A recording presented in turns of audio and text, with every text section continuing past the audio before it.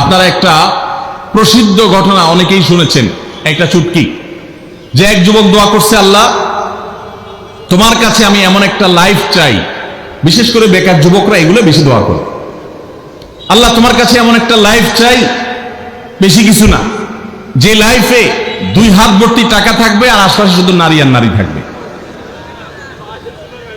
এরকম একটা লাইফ চাই। তো আল্লাহ তাআলা তার দোয়া কবুল করে ফেলছে।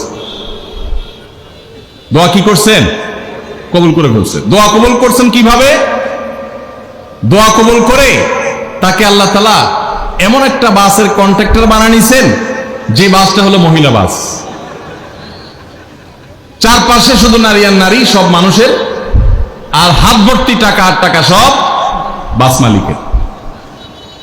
দোয়া কিন্তু কবুল হয়ে গেছে। তো আল্লাহ তাআলার কাছে উল্টাপাল্টা দোয়া করলে কি হয় দেখছেন? দেখুন, দাম্পত্য জীবনে সুখের জন্য দোয়া কিভাবে করতে হবে আল্লাহ শিখিয়ে দিয়েছেন।